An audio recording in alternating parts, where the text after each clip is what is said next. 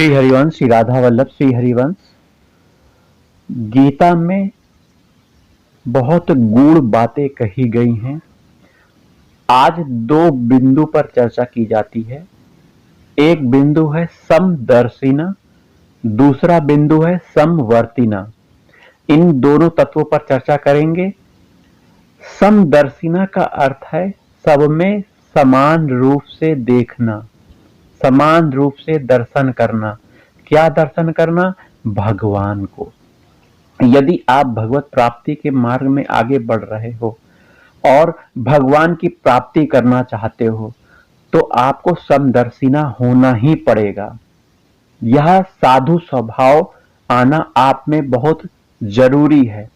अब समदर्शिना मतलब सभी प्राणी मात्र में, पशु पक्षी में, मनुष्यों में, जीव जंतु में, पेड़ पौधों में, जलचर में, थलचर में, सभी में, कण कण में भगवान के दर्शन करने वाला समदर्शिना है। ये बात आपके अंदर, एक साधक उपासक के अंदर होनी चाहिए।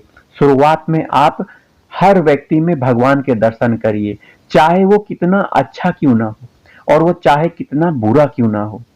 बुरे से बुरे व्यक्ति में भी अपने राधा वल्लभ लाल को देखना समदर्शिना है। इस सृष्टि में जो कुछ भी बना हुआ है वो सब मेरे प्रभु ही बने हुए हैं, दूसरा कोई नहीं है। जब भागवतिक चश्मा आपके अंदर लग जाएगा, कृपा से, भगवान की कृपा से भागवतिक चश्मा जब लग जाएगा तब आपको सब में अपने भगवान ही दिखाई देंगे। वास्तव में भगवान ही सभी रूपों में है। ये बात हो गई समदर्शिना की। अब दूसरा समवर्तिना। समवर्तिना माने समान रूप से व्यवहार करना। हमें सभी में भगवान के दर्शन करने हैं, लेकिन सभी में समान रूप से व्यवहार नहीं करना है। क्यों? क्योंकि सभी में भगवान है, भगवत स्वरूप मान के सबकी सेवा करनी है, लेकिन व्यवहार अलग अलग होगा। अब इसका उदाहरण देखिए। आपके घर में आपने कुत्ता पाला हुआ है, तो कुत्ते में भगवत भावना करनी है, उसको द्वार के बाहर रोटी देनी है, उसकी जरूरत के हिसाब से उसको रहने की व्यवस्था बाहर कर देनी है, लेकिन उसको घर के अंदर लाकर उसे बिस्तर में नहीं लेटाना है। हम आजकल यही कर रहे हैं। समवर्तिना में हम कुत्ते को घर के अंदर ले आकर पूरी सेवा सत्कार कर रहे हैं, जो एक मनुष्य को मिलना भी बहुत दुर्लभ है। कुत्ते बड़े बड़े गाड़ियों में घूम रहे हैं, अच्छा अच्छा पेय पदार्थ प्राप्त कर रहे हैं, ये तो उनके भाग्य की बात है। लेकिन मनुष्य होकर हमें यह देखना है कि कुत्ते की एक जगह द्वारपाल के रूप में है, घर के बाहर है। यदि कुत्ता घर के अंदर आएगा तो क्या वह पूरे घर को स्वच्छ रख पाएगा? वो जगह जगह लघु शंका, दीर्घ शंका करेगा तो वह घर को अपवित्र कर देगा। वह चाटेगा, सूंघेगा, उससे भी घर अपवित्र हो जाएगा। इसलिए वहां भगवान का वास नहीं हो सकता। घर अपवित्र होने से सब किया कराया गलत हो जाएगा। आपका भागवतिक कार्य नहीं हो पाएंगे उस घर में। लक्ष्मी जी का प्रवेश नहीं होगा वहां पे जहां घर अंदर प्रवेश हो। घर में कुत्ते रखे जा रहे हैं, घर के अंदर कुत्ते खा पी रहे हैं। अब गौ माता को देखिए। गौ माता के साथ हम ऐसा नहीं कर सकते। गौ माता को हम घर के अंदर भी रख सकते हैं। उनके गोबर से, उनके मूत्र से घर को पवित्र कर सकते हैं, घर को लीप सकते हैं। लेकिन कुत्ते के मलमूत्र से हम ऐसा नहीं करते। गौ माता के गोबर से, उनके मलमूत्र से हम घर को पवित्र करते हैं। इससे घर में लक्ष्मी आती है, भगवान का वास होता है। गाय के गोबर मलमूत्र में औषधीय शक्तियां होती हैं। आपको इसका ज्ञान नहीं है, लेकिन सुनिए बात को, वास्तव में यह सत्य है। गौ मूत्र से टीबी, कैंसर जैसी बड़ी बड़ी बीमारियां, कई बीमारियां, एक नहीं कई बीमारियां दूर होती हैं। लीवर की बीमारी दूर होती है। आपने अभी जाना कहां है?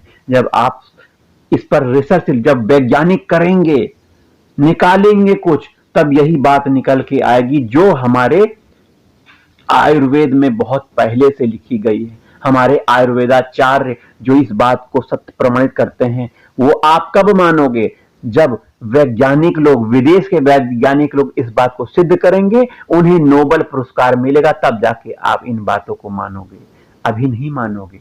लेकिन आप अभी स्वीकार कर लेते हो तो ये भारतीय संस्कृति, भारतीय सनातन संस्कृति की गरिमा को आप बनाए रख रहे हो। तो कुत्ते के साथ और गौ माता के साथ एक साथ व्यवहार नहीं करना है।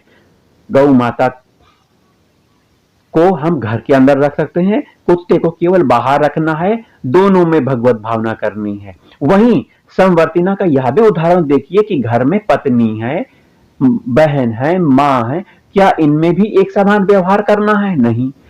पत्नी, बहन और मां तीनों में भगवत भावना करने की, तीनों में भगवान, मेरे भगवान का वास है। लेकिन व्यवहार कैसा? पत्नी के साथ पत्नी का व्यवहार करना, पत्नी आपके पैर छुएगी, आपकी सेवा सत्कार करेगी। वहीं मां की आप सेवा करोगे, उनके चरण दबाओगे, उनके आज्ञा का पालन करोगे। वहीं बहन से आप राखी बंधाओगे, है ना?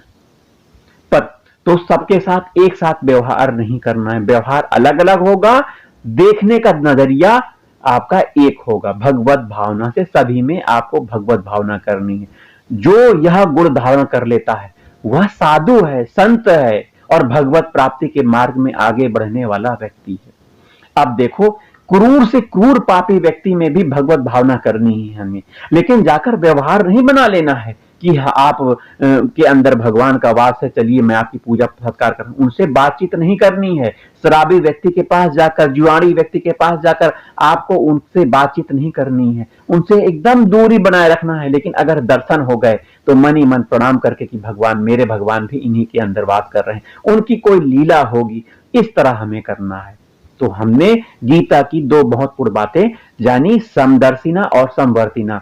इसे हम आचरण में उतारें, देखें, सब में भगवत भावना करें। हम अपने भगवान की प्राप्ति, भगवत प्राप्ति के लिए इस मनुष्य देह को प्राप्त किए हैं।